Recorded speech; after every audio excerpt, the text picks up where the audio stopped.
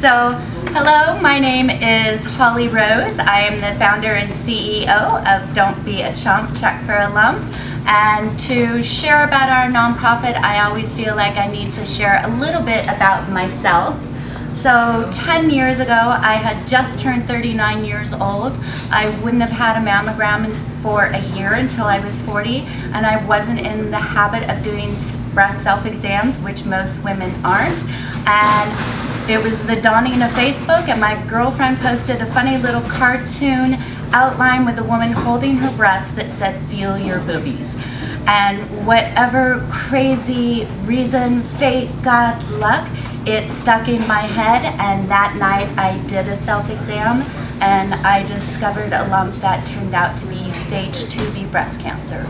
I am very fortunate that I was able to save my breasts and, more importantly, my life.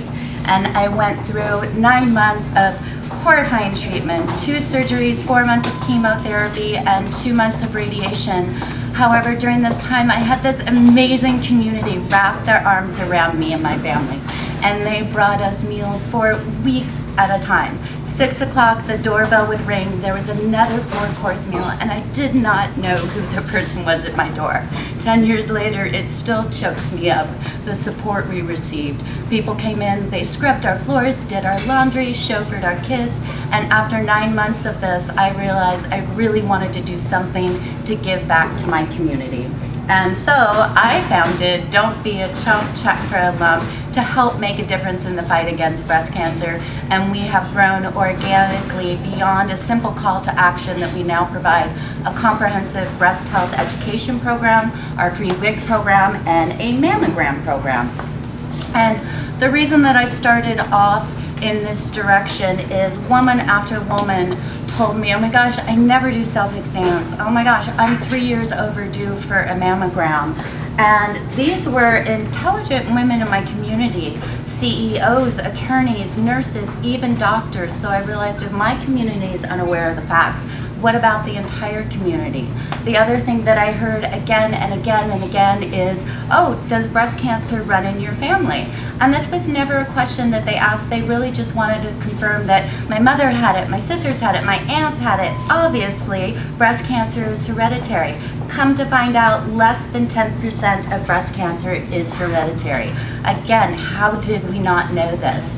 And if you take a look, 15 to 20% familiar. So after I had breast cancer, my mother had ovarian cancer, my sister had brain cancer. So you then want to kind of take a look at what were we exposed to? Was it our water source? I think back to living on a farm and being exposed to the crop dusters, and my sisters and I thought it was fascinating. They would come and the crop dusters, clouds of billowing smoke would pour down, and we would watch, and then we'd go run through the cornfields and play hide and seek. Whether or not that had an impact on breast cancer, I will never know. But again, the important thing to take away is less than 10% of breast cancer is hereditary, 90% caused by other factors. So 1 in 8 women will be diagnosed with breast cancer every single year. Men also get breast cancer, a very small percent, 1%, less than 1% of men.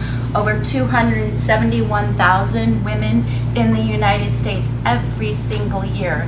In Arizona, over 5,600 women will be diagnosed with breast cancer. And a huge, huge portion of all cancer could be prevented, and that's what we really want to shout out and beyond the facts.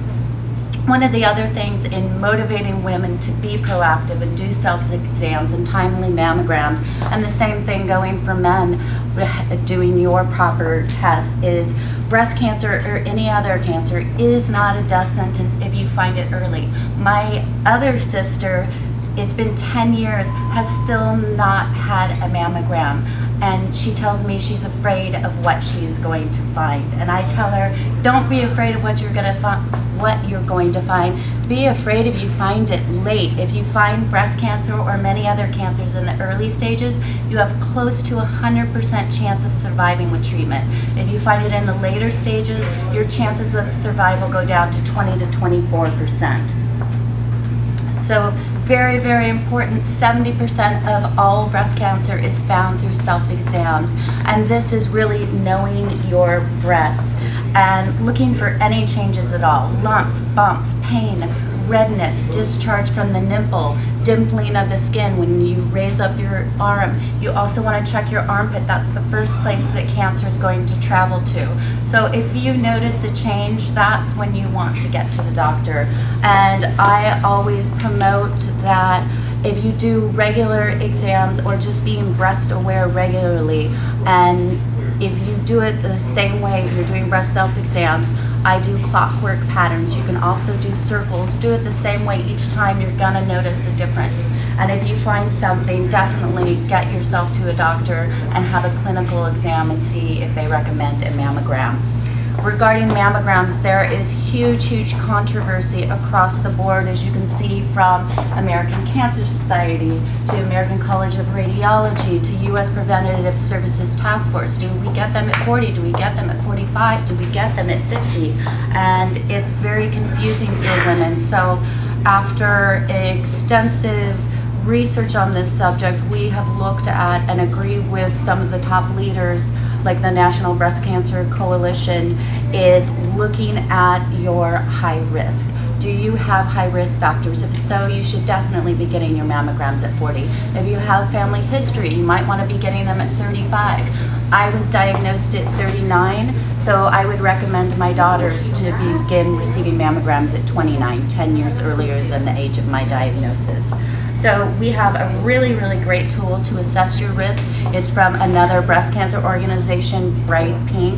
They will assess your risk, and not only will they do that, they'll email you and say, oh, we see that you are a smoker, which puts you at high risk. You should begin receiving mammograms at 40, and here are some tools to help you quit smoking. So I highly recommend this tool. It's fabulous.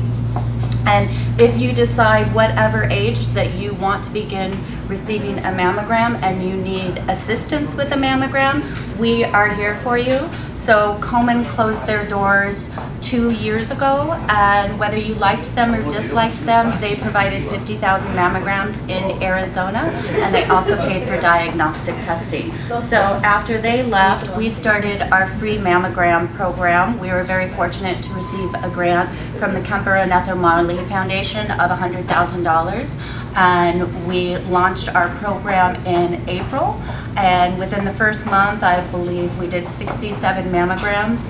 And we know that if a woman can't afford a mammogram, she surely can't afford an ultrasound or biopsy or pathology. So we will also cover any diagnostic testing up until diagnosis, and then we will help channel a woman to receive treatment through other resources.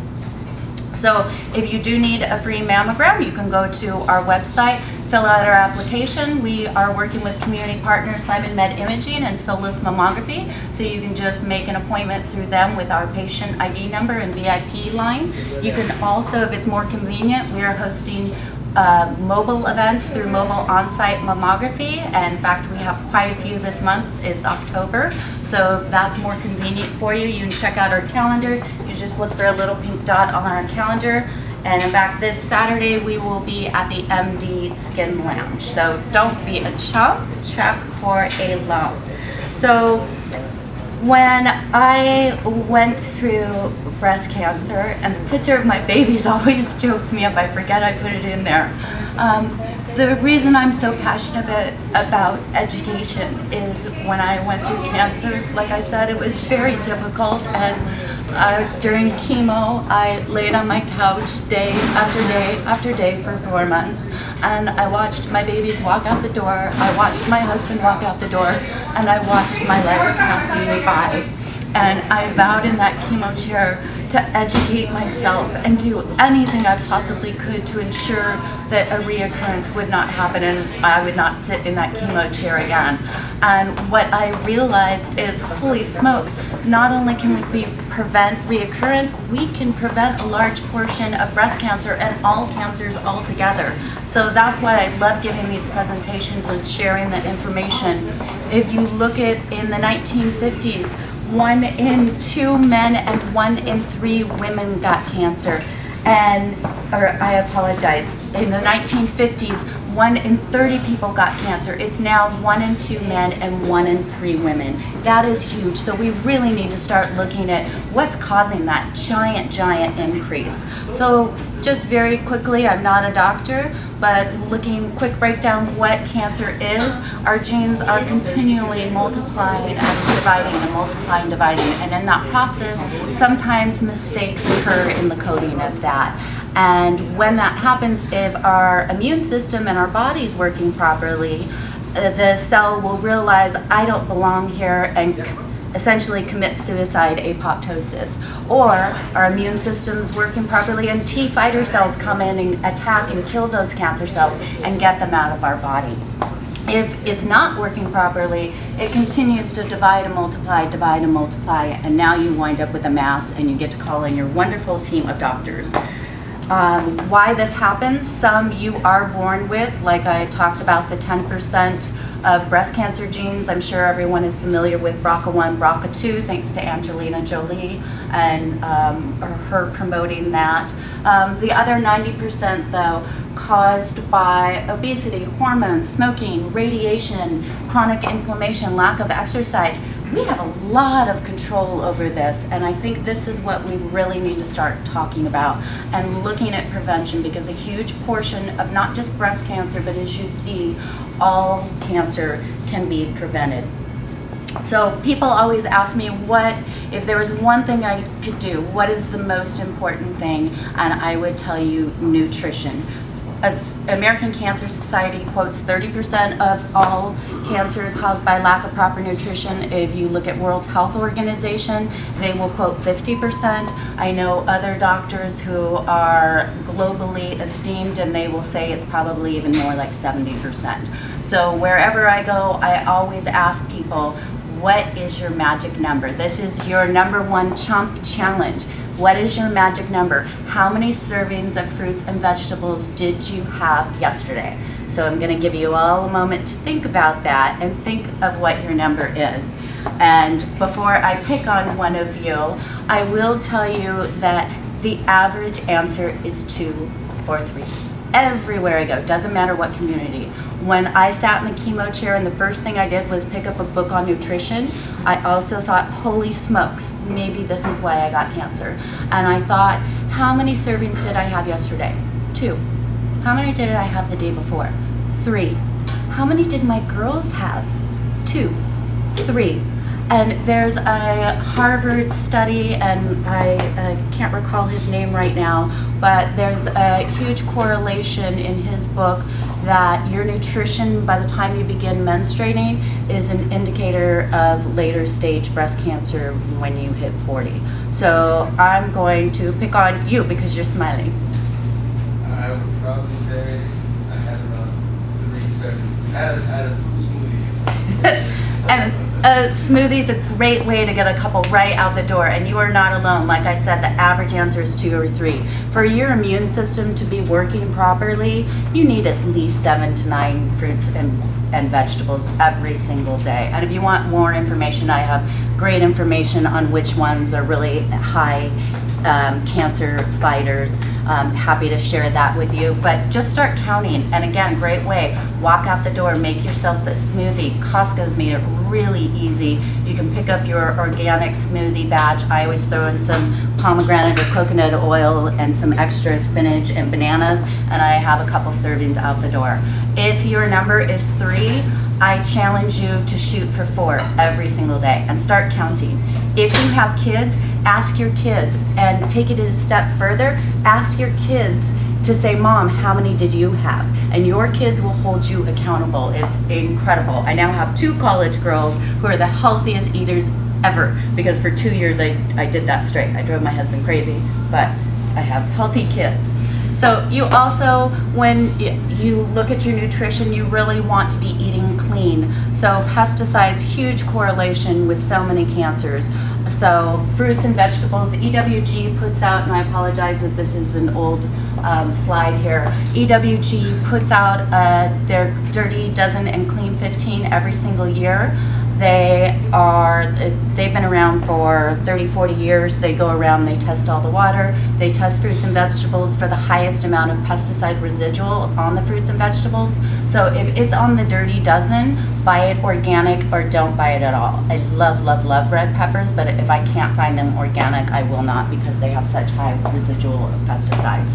Also, avoiding nitrates. These are your lunch meats, your processed foods, all of the packaged foods. If you look at a box, this changed my Costco shopping forever, which 10 years ago was a little bit different.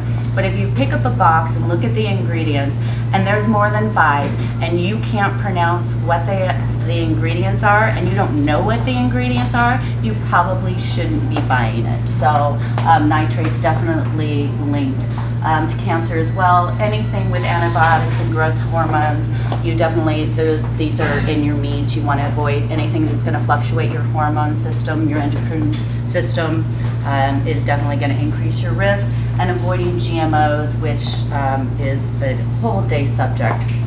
The other thing, alcohol, which is so prevalent in our society. Everywhere we go, there is alcohol, and it is linked to just about every single cancer. So if you have more than 7 glasses of wine, beer, alcohol in a week, your risk of breast cancer goes up 30%. Your average person is walking around at 11% risk. You now tap on 30%, you're at 41% increase of breast cancer. Men, you guys are a little bit lucky because your numbers are double. You get 2 glasses. So definitely this is also something to keep in mind. If you have a high number, try and just limit that. Be conscious of it. Make it a baby step. You can't do everything, but you can do something. Choose one thing every single month and lower your body burden. The toxins in our environment are just astronomical. We are exposed to over 80,000 different chemicals, 10,000 every single day. 0 are required to be tested for safety. 0.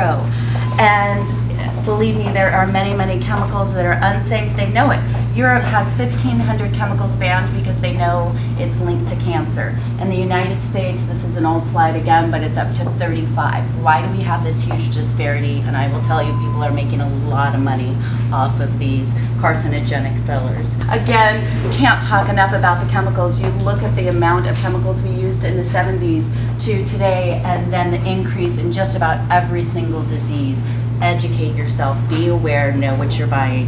And we've got really easy tools for you. You don't have to. When I was diagnosed with cancer, I didn't have a whole lot of tools, and I tried to learn a list of like the top 100 worst ingredients, and it was overwhelming. It gave me so much anxiety, and I don't think I wore makeup or deodorant for 6 months. So I stayed home. But then I found a great tool. You can go to, again, this is Environmental Working Group. You can go to their website, you can type in a product, and this is your second chump challenge. Go home, type in the product of your dishwashing detergent, and I also ask you to type in your laundry detergent. The majority of the brands on the shelves are highly carcinogenic, and if you think about it, you're eating off of these plates, drinking out of these cups, going into your system. Regarding your laundry detergent, this is all your clothes, your towels, your sheets, everything in the largest organ of your body. So again, be conscious, be aware. The brand sitting right next to it, probably the same price, does not have toxic chemicals. You can also go to their Skin Deep website, and they will break it down, and this has high concern for cancer, for reproductive toxicity, for immune toxicity. And I think this is a great example. Every dermatologist will hand you a sample of this. This gets an 8. This would never, ever go in my home. Again though, this is moderation. If this is your favorite product, go through the fruits and vegetables and make this a baby step later on down the line. To make it even easier, you can download the app. I challenge all of you to do this. It's EWG Healthy Living. You download the app, and as you're standing in the store, you can pick up a container, you scan the barcode, and up pops a rating. This has high concern for cancer. This has high concern for immune toxicity. This has high concern for allergies. And once, you don't have to do this all the time, once you learn the good brands and you learn the great products, you don't have to do it anymore. It's a learning curve, but so worth it, because I can tell you, cancer is not fun. Chemotherapy is awful, and if I sat here and told you every side effect that I had, which was probably everyone under the sun, it would motivate you to take something, but I would wind up crying on you, so I'm not gonna do that. Those are the biggest. Is that gonna move? Those are what I think are like your top 3 challenges to do. Your nutrition, the chemicals in your environment, your laundry detergent, your dishwashing detergent, your lotion. Those are great baby steps. Other ways, yoga and exercise. So many studies that definitely reduces your risk of reoccurrence and it also reduces stress, which reduces cancer. We all know it, but I'm going to say it again, don't smoke. For anyone who is out there vaping, or if you have children that are vaping, they're actually 10 times more carcinogenic, and the amount of chemicals that they are putting in it, it's not just the nicotine, they're putting the petroleum-based products to make it taste like cupcake flavor. So let your kids know they should be smoking instead of vaping if you have children, or if you do. Vitamin D, 10,000 cases of breast cancer would be eliminated if we all had our proper vitamin D. This is a super easy ask when you go to your OBGYN, your yearly physical. Will you please do a blood test and check my vitamin D? That's a simple 1 little pill a day. Fragrance to me is the F word. Anything that contains fragrance, throw it out. I had a very hard time with this. My husband is like that little Pepe Le Pew character that he smells something good and his nose follows. And when I quit wearing perfume, I would see his nose following other women. I'm like, oh, I still want to smell pretty. But I found essential oils. But what I will tell you about fragrance is not only do they not have to prove that it's safe, they don't even have to disclose what's in it because it's a trade secret. So the majority of these fillers are petroleum based. And if you think back to the original slide, the can of oil, those are petroleum based products. Would you put that on your skin? Would you spray it on your skin, on your babies? Absolutely not. So stay away from fragrance as much as you can. It's just a body burden. You have not enough nutrition, so your immune system is weakened, and now you're exposed to chemicals in your detergent, your laundry, and now your fragrance. And think about your shampoo, your moisturizer, every single thing that you tap on. By the time you've walked out the door, you've been exposed to so many chemicals. So please, please, please try and avoid that. Know your plastics. 3 and 7 will send you to heaven. I actually got rid of all of my plastics and switched to glass. It's a super easy baby step. For 1 month, go home, throw all of your plastic cups out and get glass ones. And people will always ask me, well, what about BPA? BPA free. And I always tell them, they did not have to prove that BPA was safe. And they put it in, they knew it was unsafe. And it took consumers with enough money to fight those plastic companies to get the BPA taken out. What do you think that they replaced that filler with? My guess is just another harmful filler that's just as toxic, and now they have to wait for consumers to prove that it is toxic. So super easy baby step.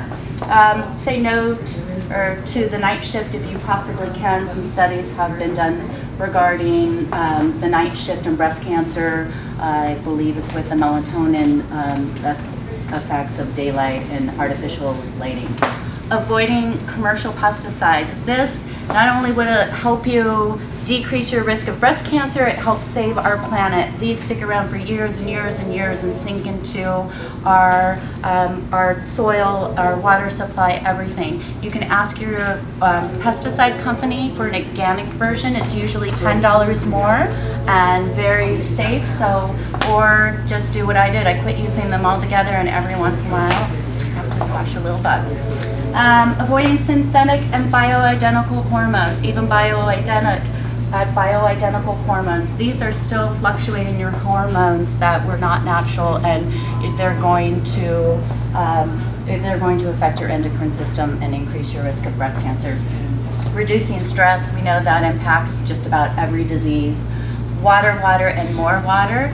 you should be drinking 50% of your body weight in ounces every single day. So this is a great baby step too. This also is so productive regarding all diseases. So if you weigh 100 pounds, you would be drinking 50 ounces of water a day. And these containers are great. The big containers, you fill it up, you know what you're getting and how many. So definitely be drinking water. Limiting red meat. When I started reading the books on nutrition, I could not find 1 ounce of good in eating red meat. And I grew up, my dad's Arkansas man and barbecued everything under the sun in our house and charred it, which by the way, charring your meats is linked to cancer. But anyway, so I thought this was going to be a really difficult step for me. I completely cut out all red meat and I have never looked back and I don't miss it. If you are a red meat eater, you want to limit it to 6 ounces a week. And so that's kind of the scope of our education. I can go more in depth in the swag bags I have for everyone today. Our magazine is in there and it goes more into depth into all of the subjects. And if you want to reach out to me, happy to go over more information with you.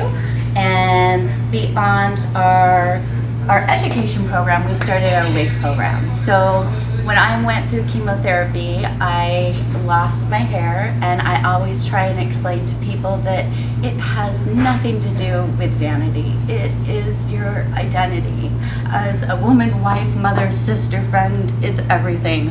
My youngest daughter wouldn't hug me if I wasn't wearing a wig, and it's not because she stopped loving me. I think I just looked like the face of cancer and I scared her.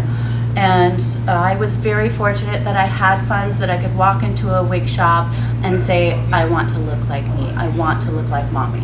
And $250 later, I looked like me, had a real scalp line so people didn't know I was wearing a wig, and I wore it every single day and got lots of hugs from my babies. So when I met a 29-year-old who, single mom, said, you know, I really wanted to try and rock that bald look, but my youngest son has asked me to park 3 blocks away from school. He's embarrassed of my bald head.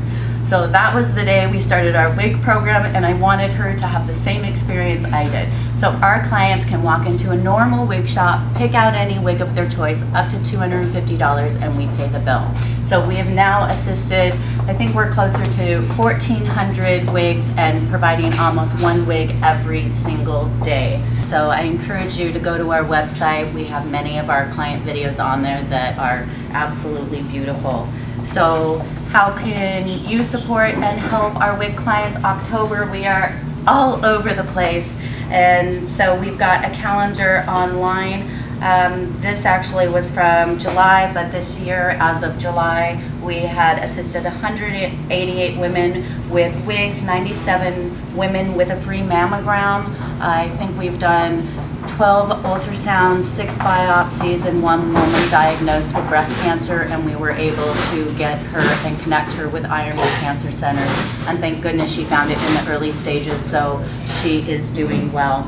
And we do distribute 60,000 of our magazines, which we have for you today with tons of information. So you can donate. We have awesome opportunities to volunteer. We just held our Pink Out 5K, our Wig Out Gala. Everything we do, we like to put a little bit of whimsy into a serious subject. So our gala, all of our guests wear wigs, the crazier the better, to go with the theme. And this year it's at the Scottsdale Hangar, and it's flying into the future.